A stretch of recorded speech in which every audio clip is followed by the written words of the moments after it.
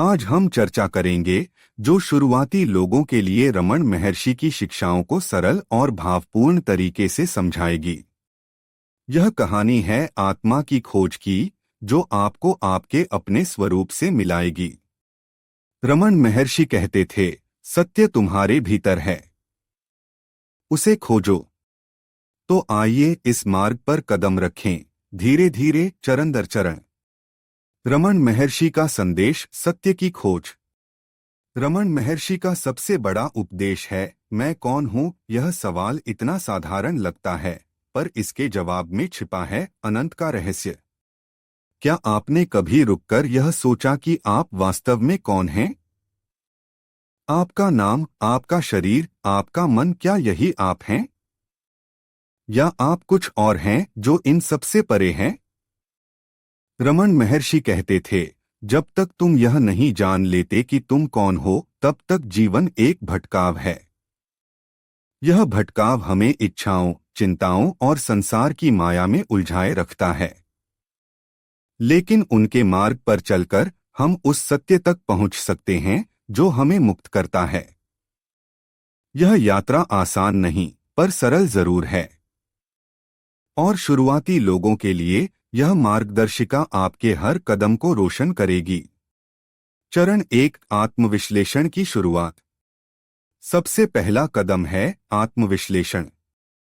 रमन महर्षि कहते थे, अपने मन को देखो, अपने विचारों को देखो और पूछो ये विचार किसके हैं। यह सवाल आपके मन की गहराइयों में उतरने का पहला द्वार है।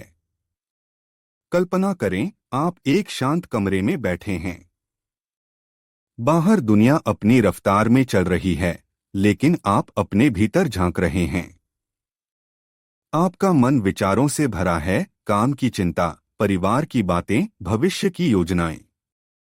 लेकिन रमन महर्षि कहते हैं, इन विचारों को पकड़ो मत, बस उन्हें देखो जैसे कोई नदी के किनारे बैठकर पानी की लहरों को देखता है।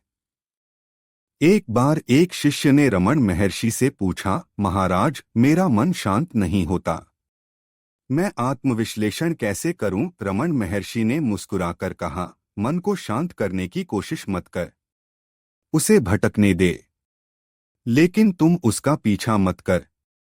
बस पूछ, यह विचार किसका है? शिष्य ने यह अभ्यास शुरू किया। हर बार जब कोई विचार आता, वह रुकता और पूछता, यह विचार किसका है? धीरे धीरे उसके मन की उथल पुथल कम होने लगी और उसने अपने भीतर एक गहरी शांति की झलक पाई। क्या आप तैयार हैं यह सवाल पूछने के लिए? अगली बार जब आपका मन बेचैन हो, रुकें, पूछें, मैं कौन हूं, और जवाब की प्रतीक्षा न करें। बस उस सवाल में डूब जाएं। यही आत्मविश्लेषण की शुरुआत है। चरण 2, मौन की शक्ति। रमन महर्षि कहते थे, मौन ही सबसे बड़ा गुरु है। लेकिन यह मौन क्या है? क्या यह केवल चुप रहना है? नहीं, यह वह मौन है जहां मन की सारी हलचल थम जाती है। यह वह मौन है जहां आप अपने स्वरूप से एकाकार हो जाते हैं। एक बार एक साधक रमन महर्षि के पास आया। उसने कहा, महाराज, मैं ध्यान करता हूं, पर मुझे कुछ अनुभव नहीं होता, मैं मौन कैसे पाऊं? रमन महर्षि ने कहा, मौन को पाने की कोशिश मत कर, वह पहले से ही तुम में है, बस अपने विचारों को छोड़ दो। साधक ने उनकी बात मानी। उसने ध्यान में बैठकर अपने विचारों को देखना शुरू किया, बिना उनमें उलझे। और एक दिन उसे उस मौन की अनुभूति हुई, एक ऐसी शांति जो दुनिया की किसी भी चीज से परे थी। क्या आपने कभी उस मौन को महसूस किया जो आपके भीतर हमेशा मौजूद है? अगली बार जब आप अकेले हों, अपनी आंखें बंद करें, अपने सांसों पर ध्यान दें, और जब कोई विचार आए, उसे बस देखें, उसे न पकड़ें, न ठुकराएं। धीरे धीरे आप पाएंगे कि विचारों का शोर कम हो रहा है और आपके भीतर एक गहरा मौन जाग रहा है। यही रमन महर्षि का मार्ग है। चरण 3 हृदय पर ध्यान। रमन महर्षि कहते थे, हृदय ही आत्मा का निवास है। यह हृदय कोई शारीरिक अंग नहीं, बल्कि वह केंद्र है जहां आपका असली स्वरूप बसता है। शुरुआती लोगों के लिए हृदय पर ध्यान केंद्रित करना एक सरल और प्रभावी साधना है। एक बार एक युवा ने रमन महर्षि से पूछा, महाराज, मैं ध्यान में बैठता हूं, पर मेरा मन भटकता है। मैं अपने स्वरूप को कैसे जानूं? रमन महर्षि ने कहा, अपने हृदय पर ध्यान दे। वहां जहां तुम्हारा दिल धड़कता है, वहां अपनी चेतना को ले जाओ। युवा ने यह अभ्यास शुरू किया। उसने अपने सीने के बीच में, जहां उसका हृदय था, ध्यान केंद्रित किया। पहले तो उसका मन भटकता रहा, पर धीरे धीरे वह एक गहरी शांति में डूबने लगा। उसने महसूस किया कि वह केवल शरीर या मन नहीं, बल्कि कुछ और है, कुछ अनंत, कुछ शाश्वत। क्या आपने कभी अपने हृदय पर ध्यान देने की कोशिश की है? यह इतना सरल है, फिर भी इतना गहरा। अगली बार जब आप ध्यान में बैठें, अपनी आंखें बंद करें। अपने हृदय पर ध्यान ले जाएं।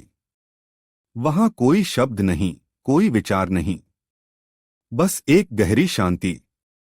यही वह जगह है जहां रमन महर्षि आपको ले जाना चाहते हैं। चरण 4 अहंकार का त्याग। रमन महर्षि कहते थे, अहंकार ही वह पर्दा है जो तुम्हें सत्य से दूर रखता है।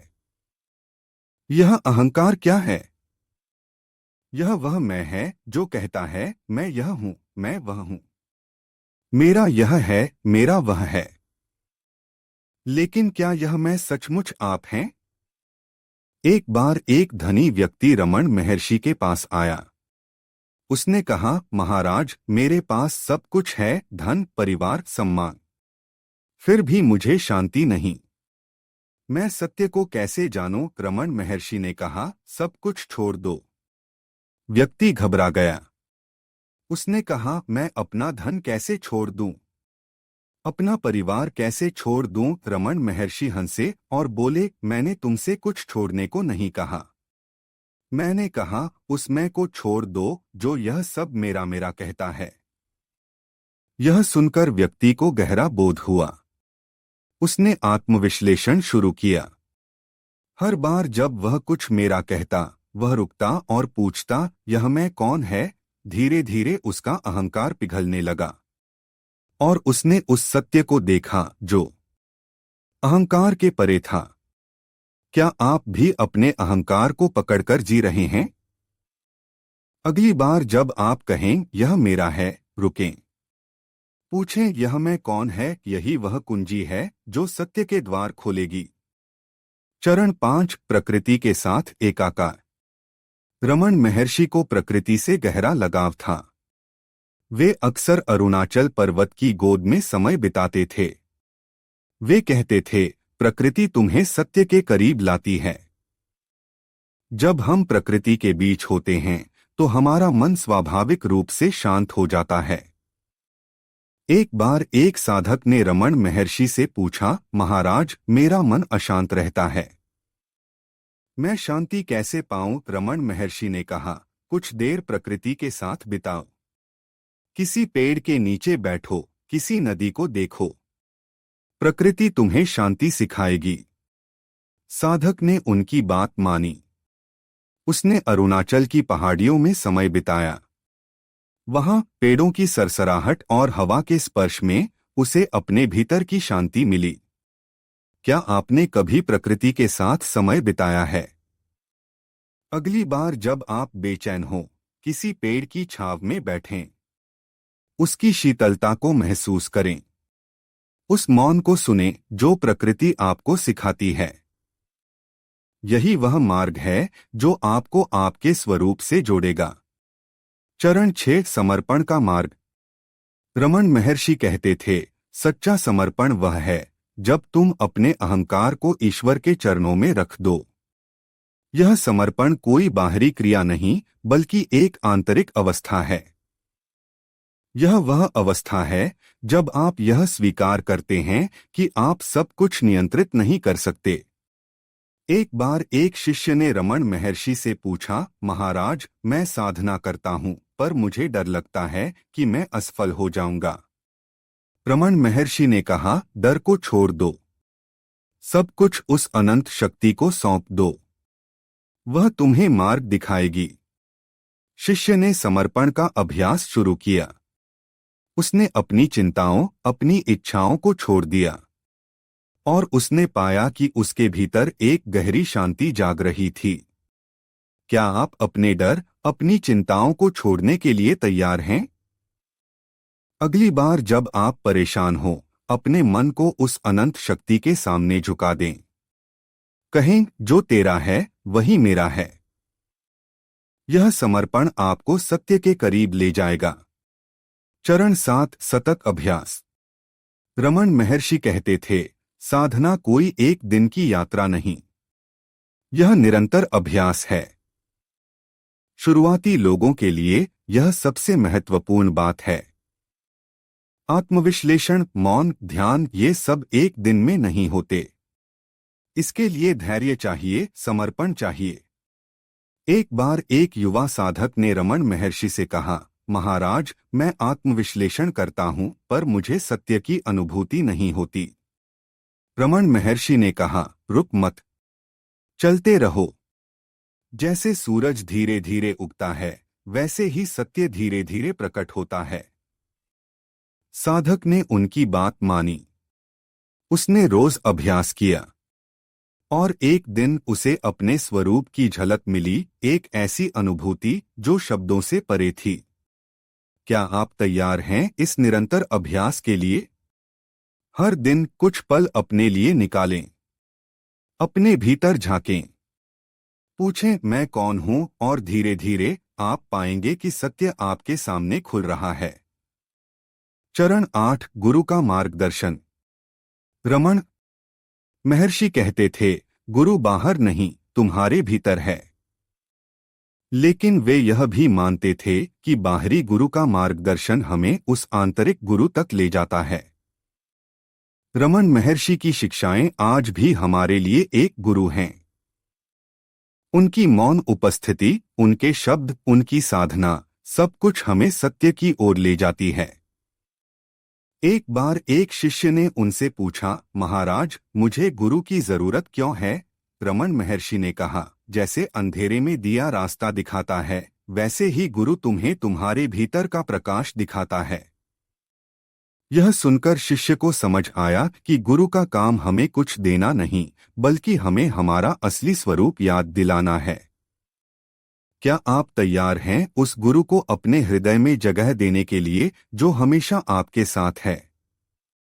रमण महर्षि की शिक्षाएं पढ़ें, उनके शब्दों को सुनें और सबसे बढ़कर उनके मार्ग पर चलें। चरण 9, सत्य का अनुभव। रमण महर्षि का अंतिम संदेश है, सत्य का अनुभव। जब आप आत्मविश्लेषण, मौन, ध्यान और समर्पण के रास्ते पर चलते हैं तो एक दिन वह पल आता है जब सारी दुनिया थम जाती है। उस पल में न कोई विचार होता है, न कोई इच्छा, बस एक अनंत शांति। यह शांति ही सत्य है। यह शांति ही आपका स्वरूप है। एक शिष्य ने रमण महर्षि से पूछा, महाराज, सत्य का अनुभव कैसा होता है? रमण महर्षि ने कहा, यह कोई ऐसी चीज नहीं जिसे शब्दों में बयां किया जाए।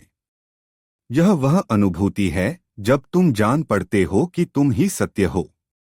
यह सुनकर शिष्य की आंखों में आंसू छलक आए। उसे समझ आया कि सारी खोज, सारी साधना केवल इस सत्य तक पहुंचने के लिए थी। क्या आप तैयार हैं इस अनुभव के लिए? यह अनुभव कोई दूर की चीज नहीं, यह आपके भीतर है। बस उसे खोजने की हिम्मत चाहिए। निष्कर्ष, यात्रा की शुरुआत। रमण महर्षि का मार्ग कोई जटिल रास्ता नहीं, यह आत्मा की सैर है जो हमें हमारे ही भीतर ले जाती है। शुरुआती लोगों के लिए यह मार्गदर्शिका एक नक्शा है जो आपको सत्य तक ले जाएगा। आपको चाहिए बस एक सवाल, मैं कौन हूं, और इसके साथ आपको चाहिए श्रद्धा, धैर्य और समर्पण। रमन महर्षि कहते थे, जो खोजता है वह पाता है। तो आइए उस खोज को शुरू करें। हर दिन अपने लिए कुछ पल निकालें, अपने भीतर झांकें और उस सत्य को पाएं जो हमेशा से आपके भीतर गूंज रहा है। यह यात्रा आसान नहीं, पर यह सबसे सुंदर है, क्योंकि यह यात्रा आपको आपसे मिलाती है। तो दोस्तों, यह था आज का वीडियो। अगर आपको यह जानकारी पसंद आई हो तो वीडियो को लाइक और शेयर जरूर करें। और हाँ, चैनल को सब्सक्राइब करना न भूलें। अगले वीडियो तक के लिए नमस्ते। धन्यवाद।